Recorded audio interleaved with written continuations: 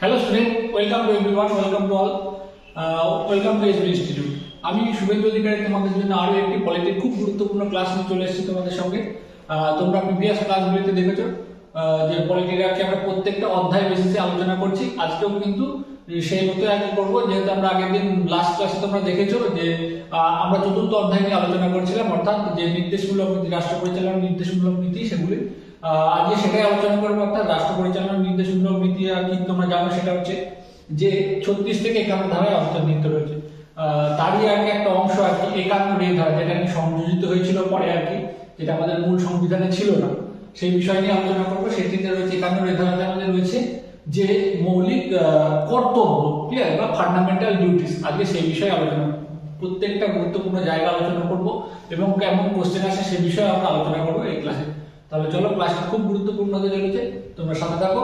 আর এখনো বলবো যে যারা এরকম কনসেপ্টের ক্লাস পেতে চলেছে, তারা চাও আর কি, তারা আর কি আমাদের চ্যানেলকে সাবস্ক্রাইব করে রাখো, এসবি ইনস্টিটিউটের অফিসিয়াল ইউটিউব চ্যানেল, আর লাইক করো, শেয়ার করো, এবং তোমাদের যদি আমাদের ক্লাসগুলি ভালো লেগে থাকে।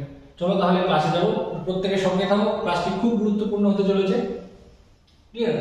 দেখো আজকে যে আমাদের আর কি মৌলিক কর্তব্য, যেটা আমরা বিপিএসপি বা রাষ্ট্র পরিচালনার নির্দেশমূলক নীতি নিয়ে আমরা প্রিভিয়াস ক্লাসে আলোচনা করেছিলাম, যেটি ছিল আর কি আমাদের কত ধারায় ছিল, যেটি হচ্ছে 36 থেকে 51 ধারাতে ছিল।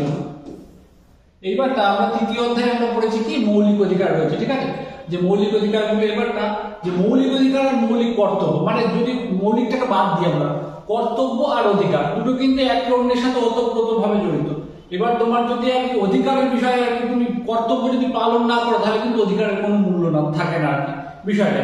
মানে নৈতিকতার দিক থেকে বিচার করলে কিন্তু তুমি যদি কর্তব্য পালন না করতে পারো, তাহলে কিন্তু সেই অধিকারের কোনো মূল্য নেই। অর্থাৎ তোমার অধিকার মানে বিষয়টা নৈতিকতার দিকে বিচার করে, কোনো আইনি বিচার নয়, নৈতিকতার দিকে বিচার। ঠিক তেমনই আর কি, সেই জন্যই বলা হচ্ছে যে মৌলিক অধিকার এবং মৌলিক কর্তব্য এটা কিন্তু ওতপ্রোতভাবে জড়িত। কিন্তু একটা জিনিস এখানে আলাদা আছে, যে আমাদের সংবিধান বেসিসে যে মৌলিক অধিকার কিন্তু আইন দ্বারা বলবৎযোগ্য, কিন্তু মৌলিক কর্তব্য ফান্ডামেন্টাল ডিউটিস কিন্তু আইন দ্বারা বলবৎযোগ্য নয়, ঠিক আছে। কিন্তু এগুলো কিন্তু খুবই গুরুত্বপূর্ণ, ঠিক আছে। এইবার সেই মৌলিক কর্তব্যগুলো নিয়ে আলোচনা করবো। আমাদের মনে রাখতে হবে যে আর কি যে আমাদের সংবিধান, সেই সংবিধানে কিন্তু মৌলিক কর্তব্যের বিষয়ে কিন্তু প্রথম যে আর কি 26 জানুয়ারি 1950 যে সংবিধান আমাদের আর কি বলবৎ হয়েছিল, সেই সংবিধানে কিন্তু মৌলিক কর্তব্যের বিষয়ে বা ফান্ডামেন্টাল ডিউটিসের বিষয়ে কিন্তু কোনো বিষয় ছিল না বা কোনো অধ্যায় ছিল না। কিন্তু সেই বিষয়টি আর কি যে আর কি 42তম সংবিধান সংশোধন, অর্থাৎ 1976 যে 42তম যে 42 অ্যামেন্ডমেন্ট হয়েছিল, সেই অ্যামেন্ডমেন্টের মাধ্যমে কিন্তু কিছু আর কি মৌলিক কর্তব্যের বিষয়টি, অর্থাৎ একটা নতুন অধ্যায় যুক্ত করা হয়েছিল। সেই অধ্যায়টি কি? সেই অধ্যায়টি হচ্ছে চতুর্থ অধ্যায়, চতুর্থ অধ্যায় যে 4A, চতুর্থ অধ্যায় বা 4-এর পদ, মানে 4-এর ধারাকে আর কি সংযুক্ত করা হয়েছে। সেটা কততে করা হয়েছে? সেটা হচ্ছে যে 42তম অ্যামেন্ডমেন্ট, ঠিক আছে। আমি শর্টে লিখলাম, সেটা কত? 1976 সেটা কিন্তু সংযোগ করা হয়েছিল এই মৌলিক কর্তব্যের বিষয়টা সংবিধানে অন্তর্ভুক্ত করার জন্য, ক্লিয়ার। আর কত ধারাতে আর একটা বিষয়, সেটা কি মানে যে মৌলিক কর্তব্যের যে ধারাটা কত ধারায় নিয়ে করা হয়েছিল, সেটা 1976 সেটা হচ্ছে 51 ধারা। 51 ধারাতে কিন্তু এই ধারে কি আমরা কি পেলাম, যে 1976 যে একটা সংবিধান সংশোধনী হয়েছিল, যার দ্বারা একটা মৌলিক কর্তব্যকে অন্তর্ভুক্ত করা হয়েছিল ভারতীয় সংবিধানে, ক্লিয়ার। সেটা আমরা কিসে সেটা আমরা পেয়েছি কি, মানে আর কি 4-এর ধারা বা 4-এর মানে 4A এই পার্টে, অর্থাৎ অধ্যায়ে আর কি আর ধারা কত, সেটা হচ্ছে 51 ধারাতে কিন্তু মৌলিক মানে আর কি মৌলিক কর্তব্যের বিষয়টা কিন্তু অন্তর্ভুক্ত করা হয়েছিল, ঠিক আছে। তখন কিন্তু আমাদের এই বিষয়টা কিন্তু যেটা 42তম সংবিধান সংশোধনী আইনের মাধ্যমে কিন্তু আমাদের 10টা মৌলিক কর্তব্যের বিষয় বলা হয়েছিল, ঠিক আছে। এটা ভালো করে মনে রাখতে হবে। এখান থেকে আমাদের কোশ্চেন চলে আসে যে 42তম সংবিধান সংশোধনীতে আমাদের কতগুলি মৌলিক অধিকারের কথা বলে, সেখানে কিন্তু আমাদের মনে রাখতে হবে 10টি, কিন্তু বর্তমানে আমাদের হচ্ছে যে মৌলিক কর্তব্য কিন্তু 11টি, ক্লিয়ার। সরি, আমি এটা ভুল বললাম, আগে মৌলিক অধিকার নয়, কর্তব্য। আমাদের কিন্তু 10টি মৌলিক কর্তব্যের কথা বলা হয়েছে 1976-এর 42তম সংবিধান সংশোধনীর মাধ্যমে। আর এখন বর্তমানে কিন্তু আমাদের মৌলিক কর্তব্য হচ্ছে 11টি, ক্লিয়ার। এই 11টি কি করে হলো? এই যে আমাদের 1976-এর পরে কিন্তু আমাদের যে সংবিধান সংশোধনী, তারপরে হয়েছিল কত? 86তম আর কি কত হয়েছিল? আমাদের হয়েছিল এই যে 2002-তে 86তম সংবিধান সংশোধনীতে, ঠিক আছে, 86তম সংবিধান সংশোধনীর মাধ্যমে আরো একটি মৌলিক কর্তব্য যুক্ত হয়েছে আর কি ভারতীয় সংবিধান। তাহলে আমাদের বর্তমান যদি জিজ্ঞেস করা যায় বর্তমানে আমাদের মৌলিক অধিকার মৌলিক কর্তব্য কতগুলি, সেটি হচ্ছে আমাদের 11টি, ঠিক আছে। কিন্তু যদি কোনো সময় কোশ্চেন চলে আসে যে 76তম সংবিধান সংশোধনী আইনের মাধ্যমে কতগুলি মৌলিক অধিকার ভারতীয় সংবিধানে যুক্ত হয়েছে বা সংযুক্ত করা হয়েছে বা অন্তর্ভুক্ত করা হয়েছে, তাহলে কিন্তু আমাদের বলতে হবে 10টি। আর যদি বলা হয় বর্তমানে কটি, তাহলে কিন্তু বলতে হবে 11টি। বা যদি বলে 86তম সংবিধান সংশোধনী আইনের মাধ্যমে সংশোধনী আইন করার পরে কতগুলি মৌলিক অধিকার হয়েছে, তাহলে কিন্তু আমাদের বলতে হবে 11টি, ঠিক আছে। তাহলে চলো ক্লাসের ভিতরে যাবো, ডিটেলসে আলোচনা করবো। দেখো প্রথমে দেখো যে আর কি মৌলিক অধিকার মৌলিক কর্তব্যের বিষয় কি, আমাদের দেখো প্রথমে আছে কি 1950 সালে যে আর কি যে সংবিধান আমাদের বলবৎ হয়েছিল 26শে জানুয়ারি, ঠিক আছে। বলবৎ কিন্তু সংবিধানে মৌলিক কর্তব্যের বিষয়টি ছিল না, সেই জন্য 1976 এর 42তম সংশোধনীর মাধ্যমে কিন্তু ভারতের সংবিধানে নাগরিকদের জন্য 10টি মৌলিক কর্তব্য ভালো করে বুঝতে হবে। কিন্তু কি আমাদের 1976 এর যে 42তম সংবিধান সংশোধনী, সেই সংশোধনী আইন, সেই সংশোধনী আইনের মাধ্যমে কিন্তু ভারতীয় নাগরিকদের জন্য 10টি মৌলিক কর্তব্যের বিষয় অন্তর্ভুক্ত করা হয়। প্রথমে ভালো করে মনে রাখতে হবে, কারণ প্রথম অবস্থায় 10টি তো না, মৌলিক অধিকার 11টি। প্রথমে আর কি অন্তর্ভুক্ত করা হয়েছিল 10টি, সেটা হচ্ছে যে 1976 এর 42তম সংবিধান সংশোধনী। তারপরে আর কি সেকেন্ড পার্টে অর্থাৎ 2002 থেকে 86তম সংবিধান সংশোধনী হয়েছিল, তাতে কিন্তু আরো একটি মৌলিক অধিকার সংযুক্ত করা হয়। তারপরে মোট মৌলিক কর্তব্য, সেই মৌলিক কর্তব্যগুলি আর কি মোট টোটাল দাঁড়ায় 11টি, ঠিক আছে। তাহলে চলো এবার মৌলিক কর্তব্যগুলি, এই যে প্রথমে যে বিষয়টা আলোচনা করে, এখান থেকে কিন্তু বারবার মানে পরীক্ষাগুলিতে কোশ্চেন এসে থাকে, আর আমরা ভুল করে দিয়ে 10 আর 11 এই জায়গাটা প্রত্যেকটা সংবিধান সংশোধনী আইনটাকে মনে রাখতে হবে। আর মনে রাখতে হবে যে কোন সংশোধনী আইনে কতগুলি মৌলিক অধিকার, ক্লিয়ার। প্রথমে আর কি আমাদের মনে রাখতে হবে 1976 এর 42তম সংবিধান সংশোধনীতে 10টি অন্তর্ভুক্ত হয়।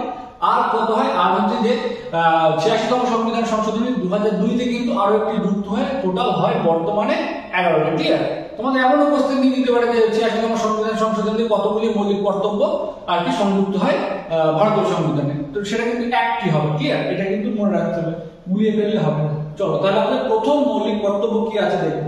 আর আমাদের যে মৌলিক কর্তব্য বা আমাদের কোশ্চেনে এটাও দিয়ে দিতে পারে যে মৌলিক কর্তব্যের বিষয়টি কত ধারায় আছে। মৌলিক কর্তব্যের বিষয়টি আছে আমাদের 51 ধারায়, 51 ধারাতে, ঠিক আছে।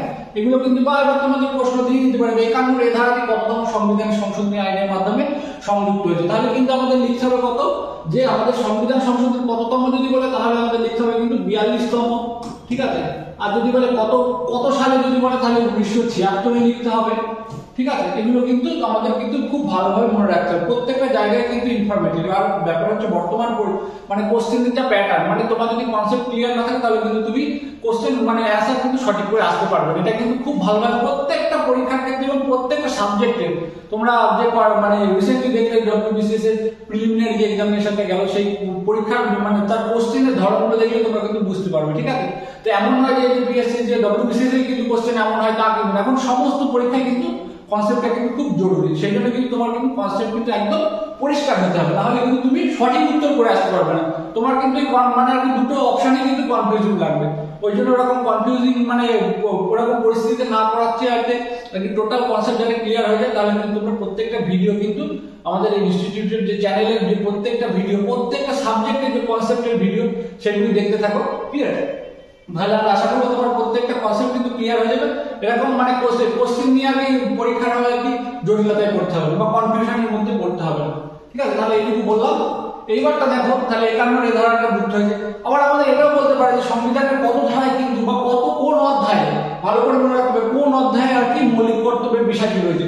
এবার তো আমরা জানি যে মানে আর কি 4র্থ অধ্যায়ে রয়েছে, কিন্তু না, তোমাদের যদি অপশনে শুধু 4র্থ অধ্যায় না থাকে বা চতুর্থ অধ্যায় থাকলো আর তার সঙ্গে চতুর্থ বা এই যে 4র্থ অধ্যায় বা এ বা চারের এ ধারা দিল বা মানে 4-এর ক ধারা দিল, ঠিক আছে, যে 4th প্লাস ক, এরকম যদি অপশন থেকে থাকে, 4 শুধু 4 থাকলো আর 4-এর ক থাকলো, তাহলে কিন্তু আমাদের মনে রাখতে হবে, তার যদি কোনো কারণে 4-এর ক থেকে থাকে 4-এর সঙ্গেও, তাহলে কিন্তু 4-এর পরটাকেই মার্ক করতে হবে, 4 শুধু বা ফোর্থ ওয়ান এটাকে কিন্তু মার্ক করতে হবে, শুধু 4কে কিন্তু মার্ক করলে হবে না। ঠিক আছে, যেহেতু এই মৌলিক কর্তব্যের বিষয়টি এই যে ফোর্থ এ বা 4-এর পধারার মাধ্যমে কিন্তু সংবিধানে অন্তর্ভুক্ত করা হয়েছিল, এই জন্য কিন্তু প্রত্যেকটা জায়গা থেকে কিন্তু খুঁটিয়ে খুঁটিয়ে তোমাকে জানতে হবে এবং খুঁটিয়ে খুঁটিয়ে তোমার যদি জ্ঞানটা থাকে তবে কিন্তু সঠিক উত্তর তুমি করে আসতে পারবে। ক্লিয়ার? এবারটা চলো তাহলে দেখো প্রথমে আমাদের প্রথম মৌলিক অধিকারটি সরি মৌলিক কর্তব্যটি কি আছে। ক্লিয়ার? দেখো বলছে সংবিধানকে মান্য করতে হবে। মৌলিক আমি প্রথমেই ক্লাসের প্রথমেই বলেছি যে কর্তব্য আর অধিকার আমরা তৃতীয় অধ্যায়ে মৌলিক অধিকার পড়েছি, আর চতুর্থ অধ্যায়ে আমরা পড়ছি কর্তব্য। ঠিক আছে, চতুর্থ অধ্যায়ে চতুর্থ রাখি কি এ বা ক ধারাতে পড়ছি আমরা কি মৌলিক কর্তব্যের বিষয়টি। এইবার আমাদের মনে রাখতে হবে যে আমি প্রথমেই ক্লাসের শুরুতে বলেছি যে কর্তব্য আর অধিকার কিন্তু ওতপ্রোতভাবে জড়িত। এবার যদি তুমি কর্তব্য পালন না করো তাহলে কিন্তু সেই অধিকার কিন্তু নীতিগত দিক থেকে কিন্তু একদমই মূল্যহীন। সেই জন্য কিন্তু তোমার আর কি রাষ্ট্র তোমাকে মৌলিক অধিকার দিচ্ছে, তোমাকে একদম স্বাধীনভাবে বাঁচার জন্য, একদম স্বাধীনভাবে স্বাচ্ছন্দ্যে বাঁচার জন্য রাষ্ট্র তোমাকে মৌলিক অধিকার দিচ্ছে। সেই বিষয়গুলো কিন্তু কি করছে যে আইন দ্বারা এবং বলবৎযোগ্য, তোমার যদি কোনো কারণে মৌলিক অধিকার লঙ্ঘিত হয়ে যায় সেই জন্য কিন্তু রাষ্ট্র তার জন্য আইন প্রণয়ন করতে পারবে আর কি। আর সরি তার জন্য আইন আছে, তুমি সেই বিষয়গুলো আর কি যাতে তোমার মৌলিক অধিকার মানে লঙ্ঘিত না হয় মানে সংরক্ষণ রাষ্ট্র করবে। ঠিক আছে, কিন্তু আমাদের মনে রাখতে হবে মৌলিক কর্তব্য কিন্তু আইন দ্বারা বলবৎযোগ্য নয়। ঠিক আছে, আর আরেকটা বিষয় এখানে গুরুত্বপূর্ণ আছে যে আমাদের যে মৌলিক কর্তব্যের ধারণাটি, এই মৌলিক কর্তব্যের ধারণাটি কিন্তু সোভিয়েত ইউনিয়নের সংবিধান থেকে আমাদের গৃহীত হয়েছে, ভারতীয় সংবিধান। এটা মনে রাখতে হবে, এখান থেকে কোশ্চেন দিয়ে দেয় মৌলিক কর্তব্যের ধারণা কোথা থেকে গৃহীত হয়েছে, সেটা হচ্ছে যে সোভিয়েত ইউনিয়ন থেকে। ঠিক আছে, এবার দেখো তাহলে প্রথম মৌলিক কর্তব্য দেখবো। প্রথম মৌলিক কর্তব্য কি আছে? সংবিধানকে মান্য করতে হবে। তাহলে কি সংবিধান কিন্তু আমাদের মৌলিক কর্তব্য, প্রথম মৌলিক কর্তব্যের ভিতরে রয়েছে কি সংবিধানকে মান্য করতে হবে এবং সংবিধানের আদর্শ প্রতিষ্ঠান সমূহ তথা জাতীয় পতাকা এবং জাতীয় সঙ্গীতের প্রতি শ্রদ্ধাশীল থাকতে হবে। এবারটা তোমাদের প্রশ্ন মনে হতে পারে স্যার এরকম মানে এই সব মৌলিক কর্তব্য থেকে তো মানে আমি কর্তব্যগুলো জেনে কি করবো, এখান থেকে তো কোশ্চেন আসে না। এবার কোশ্চেন আসে না কিন্তু বর্তমান যা পরিস্থিতি কোশ্চেন আসবে না কোথা থেকে তুমি বলতে পারবে না। দেখো এইবারটা যে আমার প্রথম মৌলিক অধিকার বলে এরকমও তো কোনো ব্যাপার নেই, এখান থেকে পারবে না, কিন্তু এর যে বিষয়টা প্রথম মৌলিক অধিকার যে বিষয়টা প্রত্যেকটা ওয়ার্ড আর কি প্রত্যেকটা মানে বিষয় যেটা আর কি সংবিধানের কি সংবিধানকে মান্য করতে হবে। আবার কি বলছে সংবিধানের আদর্শ এবং প্রতিষ্ঠান সমূহ এবং জাতীয় পতাকা এবং জাতীয় সঙ্গীতের প্রতি শ্রদ্ধাশীল হতে। এর বিষয়ে তোমার যদি শুধু এই জায়গাটুকুকে আর কি তুলে দেয় যে জাতীয় ভারতীয় সংবিধানের কোন অংশে অর্থাৎ কোন পার্টে যে জাতীয় সঙ্গীতের প্রতি শ্রদ্ধাশীল হতে বলা হয়েছে, ঠিক আছে, শুধু এইটুকু দেয়, তাহলে তুমি যদি ডিটেলস না জানো তাহলে তো তুমি আর উত্তর করতে পারবে না যে কোন অংশে। অর্থাৎ আমরা তাহলে বলতে পারি ফোর্থ ওয়ান বা 4-এর ক ধারা থাকে, বা যদি শুধু অপশন ফোর্থ মানে চতুর্থ অধ্যায় থাকে তাহলে শুধু চতুর্থকে আর কি মার্ক করতে হবে। ক্লিয়ার? বা তোমাকে বলবো যে জাতীয় মানে সংবিধানের প্রতি সংবিধানের মানে সংবিধানকে মান্য করার কথা কোথায় বলা হয়েছে এটাও তোমাদের দিয়ে দিতে পারে। কোন ধারায় বলা হয়েছে তাহলে কিন্তু বলতে রেকর্ড নোট এই ধারাতে, এগুলো কিন্তু তোমাদের ওই জন্য বলছি প্রত্যেকটা বিষয় তোমরা জানো, তাহলে কিন্তু তোমাদের কনফিউজিং পরিস্থিতির মধ্যে পড়তে হবে না। ঠিক আছে, দেখো তারপরে চলো পরবর্তী ধারা, পরবর্তী কর্তব্য কি আছে, দ্বিতীয় কর্তব্যটা কি আছে আমাদের দেখো বলছে দ্বিতীয় কর্তব্য। ক্লিয়ার? এবার দ্বিতীয় কর্তব্য বলছে যে সকল মহান আদর্শ দেশের স্বাধীনতার জন্য জাতীয় সংগ্রামকে অনুপ্রাণিত করেছিল, ঠিক আছে, সেগুলি কি পোষণ এবং অনুসরণ করতে হবে। ঠিক আছে, এইবারটা বলো হয়তো তোমাদের কোশ্চেন দিয়ে দিল যে ভারতীয় সংবিধানের কোন ধারাতে যে জাতীয় সংগ্রাম মানে জাতীয় সংগ্রাম দেখো যে জাতীয় সংগ্রামকে অনুপ্রাণিত করেছিল সেই ধারাকে অনুসরণ করতে বলা হয়েছে কোন ধারাতে, এটা দিয়ে দিতে পারে। ঠিক আছে, বা তোমাদের এটা বলতে পারে যে জাতীয় মানে আর কি যে ভারতের যে জাতীয় আন্দোলন, ঠিক আছে, সেই আন্দোলনের যে আর কি যে মহান আদর্শ ছিল সেই আদর্শকে অনুপ্রাণিত করার বিষয়ে কোন ধারায় বা কোন অধ্যায়ে বলা হয়েছে। ঠিক আছে, এইভাবে কিন্তু তোমাদের কোশ্চেন দিয়ে দিতে পারে। ঠিক আছে, বা তোমাদের অপশন দিতে পারে কোথায় বলা হয়েছে, নির্দেশমূলক নীতিতে বলা হয়েছে, মৌলিক কর্তব্যে বলা হয়েছে, মৌলিক অধিকারে বলা হয়েছে, এইভাবে কিন্তু তোমাদের অপশন দিতে পারে। সেই জন্য তোমাদের কিন্তু প্রত্যেকটা বিষয় কিন্তু খুব ভালোভাবে জানতে হবে। ক্লিয়ার? চলো এবার আমরা দেখবো যে তৃতীয় মৌলিক কর্তব্যটি কি। তৃতীয় মৌলিক কর্তব্য রয়েছে আমাদের দেখো যে বলছে ভারতের সার্বভৌমত্ব ঐক্য সংহতিকে সমর্থন এবং সংরক্ষণ করতে হবে। আমাদের কোশ্চেন এখান থেকে দিয়ে দিতেই পারে ভারতের সার্বভৌমত্ব এবং ঐক্য সংহতিকে সংরক্ষণের করতে হবে, এই বিষয়টি কোথায় বলা রয়েছে। ঠিক আছে, বা এই সংরক্ষণের প্রয়োজনীয়তা কেন, কারণ হয়তো কারণ এটা কি কারণ এটি কি এটি মৌলিক কর্তব্য। ঠিক আছে, এটা আমাদের জানতে হবে। ঠিক আছে, সেই জন্য দেখো তারপর দেখো আমরা চতুর্থ মৌলিক কর্তব্যটা দেখো। চতুর্থ মৌলিক কর্তব্য রয়েছে দেশের রক্ষা এবং জাতীয় সেবা কার্যে। দেশের রক্ষা এবং জাতীয় সেবা কার্যে আত্মনিয়োগের জন্য ডাকা হলে সাড়া দিয়ে এগিয়ে আসতে হবে। এবার বলছে দেশের হয়তো তোমার জরুরি কোনো কালীন পরিস্থিতিতে রাষ্ট্রের হয়তো প্রয়োজন হলো তোমাকে, সিটিজেন, তুমি দেশের একজন নাগরিক হিসেবে তোমার যদি দরকার পড়ে, তাহলে কিন্তু যদি রাষ্ট্র কোনো কারণে তোমাকে ডাকে, তখন কিন্তু তোমাকে সাড়া দিতে হবে যদি বিশেষ প্রয়োজন হয়, ঠিক আছে? তখন তুমি হয়তো মৌলিক অধিকারের, এবার এই বিষয়টা হচ্ছে মৌলিক কর্তব্য যেহেতু আমাদের আইন দ্বারা বলবৎযোগ্য না, এটা হচ্ছে তোমার কর্তব্য, কারণ তোমার আর কি যাওয়া উচিত। তুমি এখন আইন করে বলতে পারো যে না আমি যাবো না, আমার অধিকার নেই, মানে আর কি আমার অধিকার আমি যাবো না, আমার ইচ্ছা নেই, সেটা তুমি করতে পারো, কিন্তু এটা তোমার একটা কর্তব্য। এই কর্তব্যের ভিতরেই পড়ছে আর কি যে তুমি আর কি যে যদি রাষ্ট্রের রক্ষার ক্ষেত্রে বা জাতীয় সেবা আত্মনিয়োগের জন্য ডাকা হয়, ঠিক আছে, তোমাকে যদি কোনো কারণে রাষ্ট্রের প্রয়োজনে ডাকা হয়, তাহলে কিন্তু তোমাকে সে বিষয়ে এগিয়ে আসতে হবে, কারণ এটা তোমার নৈতিক কর্তব্য। ক্লিয়ার? তাহলে এটা আমরা পেলাম চতুর্থ ধারা। প্রত্যেকটা ধারা মানে চতুর্থ মৌলিক কর্তব্য, প্রত্যেকটা বিষয় মানে কর্তব্যের বিষয়ে যে আমাদের 11টি মৌলিক কর্তব্য রয়েছে, সেই বিষয়গুলি কিন্তু আমাদের জেনে রাখতে হবে। কারণ শুধু যে মানে একটা কর্তব্যের বিষয় বলছি না, একটা কর্তব্যের ভিতর থেকে যে একটা ছোট্ট একটা অংশ তুলে তোমার কিন্তু কোশ্চেন চলে আসতে পারে, সেই জন্য প্রত্যেকটা বিষয় কিন্তু তোমাকে বিষয়ে অবগত থাকতে হবে, ঠিক আছে? এবং প্রত্যেকটা আর কি যে আর কি ওয়ার্ডগুলি রয়েছে সেই বিষয়গুলোর প্রতি কিন্তু অবগত থাকতে হবে। ঠিক আছে?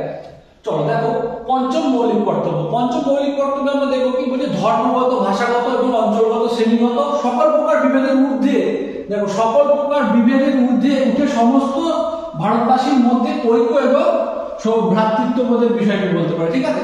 দেখো তাহলে ঐক্য এবং সমস্ত কিছু ভেদাভেদের ঊর্ধ্বে গিয়ে যে ঐক্য এবং ভ্রাতৃত্ববোধের বিষয়টি কোথায় বলা হয়েছে, আমাদের কোশ্চেন দিতেই পারি। ঠিক আছে? এবং বলছে এবং বিকশিত করতে হবে এবং নারী জাতির মর্যাদা হানিকর সকল কুপ্রথার পরিহার করতে হবে। দেখো যে নারী জাতির মর্যাদার আর কি মানে হানিকর এবং সমস্ত কুপ্রথার কথা কততম আর কি আমাদের মৌলিক কর্তব্যে বলা হয়েছে, এভাবেও দিতে পারে কোশ্চেন, সেটা আমাদের তখন কিন্তু বলছে পঞ্চম মৌলিক কর্তব্য। যদি এইভাবে কোশ্চেন আসেনি কিন্তু আসতেই পারে, পরিষ্কার করা। চলো ষষ্ঠ মৌলিক কর্তব্য। ঠিক আছে? বলছে দেশের মিশ্র সংস্কৃতি গৌরবময় ঐতিহ্যকে। ঠিক আছে? আমাদের কোশ্চেন আসতে পারে যে মিশ্র সংস্কৃতির যে গৌরবময় যে ঐতিহ্য আছে, সেই ঐতিহ্যকে সংরক্ষণ করতে বলা হয়েছে, বা আমাদের দেশের যে বিভিন্ন আর কি ভাষাভাষী মানুষের যে সংস্কৃতি, সেই সংস্কৃতিকে আর কি সংরক্ষণ করার কথা বলা হয়েছে কোথায়। ঠিক আছে? এই বিষয়গুলো এগুলো কিন্তু আমাদের সংরক্ষণের বিষয়, যে মানে এগুলো তুমি আর কি পালন করতে পারো, সেগুলো কিন্তু মৌলিক অধিকার রয়েছে, কিন্তু সংরক্ষণের বিষয়টি বলা রয়েছে কোথায়, সেটাও কিন্তু তোমাকে খুব ভালোভাবে জেনে রাখতে হবে। ক্লিয়ার?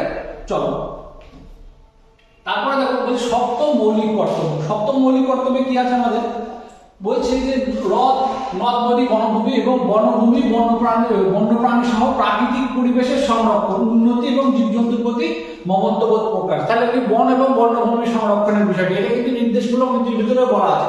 আর কি এবার যদি আমাদের বলে যে মৌলিক কর্তব্যের কততম কর্তব্য, এটা এইভাবে কিন্তু ভাগ করা নেই যে কততম কর্তব্য, কিন্তু ব্যাপার হচ্ছে যে এই বিষয়গুলো কিন্তু প্রত্যেকটা ওয়ার্ড কিন্তু গুরুত্বপূর্ণ। কি হ্রদ, নদ নদী, বনভূমি এবং বন্যপ্রাণী সম্পদ, এগুলো হচ্ছে রাষ্ট্রের সম্পদ, এই বিষয়টি রক্ষা করাও কিন্তু তোমার কর্তব্য, কিন্তু আমরা কেউ করি না বাস্তবে। ঠিক আছে? এই হচ্ছে বিষয়। তারপরে অষ্টম মৌলিক কর্তব্য কি আছে, বৈজ্ঞানিক দৃষ্টিভঙ্গি, মানবিকতা বোধ, অনুসন্ধিৎসা, অর্থাৎ কোনো কিছু আবিষ্কারের আর কি যে অনুসন্ধান করার বিষয়টি। ঠিক আছে? আর কি সংস্কারমূলক মনোভাবের পোশাক সাধন করতে হবে। ঠিক আছে? তাহলে আমাদের কোনো কিছু আবিষ্কারের বিষয় বা বৈজ্ঞানিক যাবতীয় চেতনাকে আর কি মানে উদ্বুদ্ধ করতে হবে, এই বিষয়গুলো আছে আমাদের কর্তব্য হয়। ঠিক আছে? এইগুলো হচ্ছে আমাদের কর্তব্য, প্রত্যেকটা বিষয় কিন্তু আমাদের মনে রাখতে হবে। দেখো তারপরে বলছে যে হিংসার পথ পরিত্যাগ করতে হবে এবং জাতীয় সম্পত্তির রক্ষণাবেক্ষণ, যে জাতীয় সম্পত্তি রক্ষণাবেক্ষণ, এটা কিন্তু রাষ্ট্র পরিচালনার নির্দেশমূলক নীতিতে কিন্তু বলা রয়েছে। ঠিক আছে? যে জাতীয় সম্পত্তি এবং স্মৃতিসৌধের বিষয়গুলো কিন্তু কি রক্ষা করতে হবে। ঠিক আছে? এটা কিন্তু আবার কি আমাদের মৌলিক কর্তব্যের ভিতরেও পড়ে। ক্লিয়ার?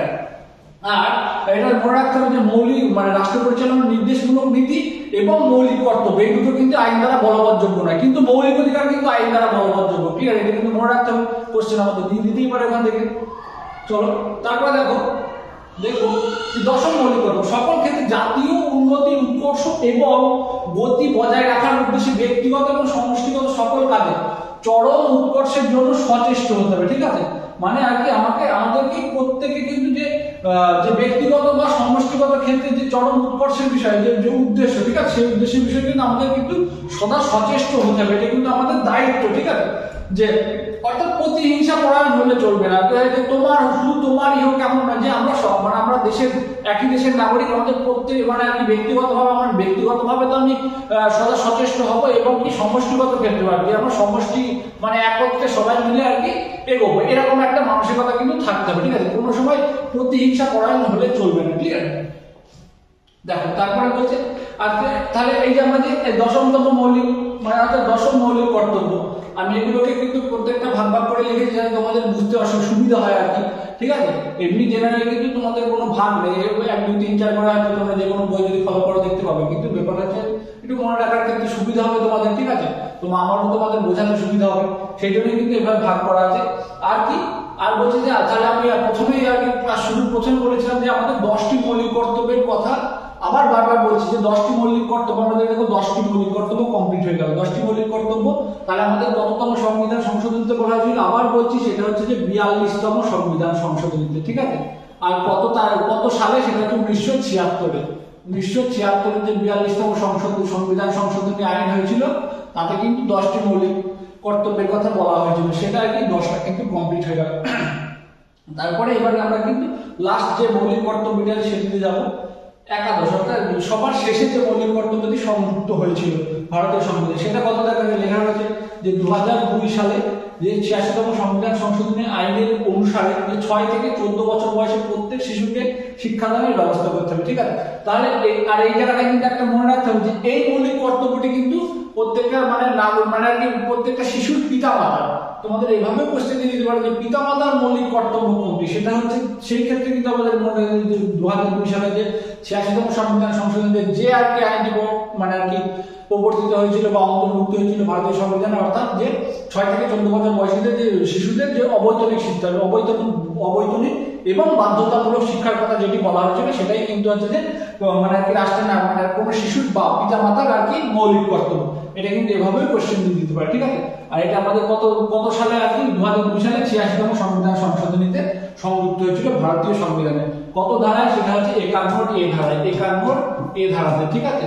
কত পার্টে, সেটা হচ্ছে 4th এ, ঠিক আছে, 4th এ পার্টে কিন্তু বা 4 ক ধারায় ক অধ্যায়ে কিন্তু সংযুক্ত হয়েছে। তাহলে আমি আশা করছি তোমাদের এই যে টোটাল যে ক্লাসটা করালাম মৌলিক কর্তব্যের বিষয়ে, তোমাদের কিন্তু আমি আশা করছি যে বোঝাতে পেরেছি মৌলিক কর্তব্য বিষয়টা কি, আর মৌলিক কর্তব্যতে কেমন কোশ্চেন আসতে পারে, কোন জায়গাগুলি থেকে ইম্পর্টেন্ট আছে, কোন বিষয়গুলি থেকে কেমন ধরনের কোশ্চেন আসার জায়গা, আমি আশা করছি সবই তোমাদের বলে দিয়েছি। আমি এটাও বিশ্বাসের সঙ্গে বলতে পারি যে এই ক্লাসটি করলে তোমাদের আর কোনো কনফিউশন থাকবে বলে আমার মনে হয় না। তবুও যদি থেকে থাকে তাহলে তোমরা কমেন্টে জানাবে। আর হচ্ছে যে কোশ্চেন তোমার এড়ানোরই কথা না, আমি যেভাবে বলে দিলাম। আর সেই বলবো তোমরা আরো একটা বিষয় মানে ক্লাস সেশন শেষ করার আগে, যারা এরকমই খুব গুরুত্বপূর্ণ মানে প্রত্যেকটা কনসেপ্টের আর কি ক্লাস পেতে চাও বা এইভাবে প্রত্যেকটা কনসেপ্ট জেনে নিজেদের প্রস্তুতি করতে চাও, মানে প্রত্যেকটা কম্পিটিটিভ এক্সামের জন্য আর কি নিজেকে খুব সুন্দরভাবে তৈরি করতে চাও, যে প্রত্যেকটা বারবার সুযোগ নষ্ট না করে আর কি খুব সুন্দরভাবে আর কি যে নিজেকে প্রস্তুত করে তারপরে আর কি পরীক্ষা দিতে যাও, তাহলে তোমরা কিন্তু আমাদের যে অফলাইন ব্যাচ আছে সেই ব্যাচগুলিতে ভর্তি হতে পারো এবং নিজের প্রস্তুতি খুব সুন্দরভাবে করতে পারো, ঠিক আছে। সেই জন্য কিন্তু আমাদের যে ইনস্টিটিউটের যে অফিসিয়াল নাম্বার আছে সেই নাম্বারে যোগাযোগ করে তোমরা কিন্তু নিজেরা অ্যাডমিশন নিয়ে নিতে পারো। আর আমাদের কিন্তু ফাউন্ডেশন ব্যাচ কিন্তু শুরু হতে চলেছে জানুয়ারিতেই, তোমরা সেটাতে শুরু করে কিন্তু নিজেদের প্রস্তুতি চালাতে পারো। এই বলে আমি আর কি আমার ভিডিও শেষ করছি, আগে ক্লাস শেষ করছি। আর শেষ করার আগে এখনো বলবো, যারা আমাদের ভিডিওটি অনলাইনে দেখছো তারা কিন্তু মানে আর কি চ্যানেলটিতে মানে যারা দেখছো তারা তো ভালো, যারা নতুন আছো চ্যানেলে তারা সাবস্ক্রাইব করে রাখো, পরবর্তী প্রত্যেকটা গুরুত্বপূর্ণ ক্লাস তোমরা ফ্রিতে পেয়ে যাবে। আর কি যাবতীয় যে এক্সাম নোটিফিকেশন বলো, যাবতীয় কিছু ইনফরমেশন কিন্তু আমাদের চ্যানেলে কিন্তু প্রোভাইড করা হয়, সেগুলো কিন্তু তোমরা পেয়ে যাবে। Thank you everyone.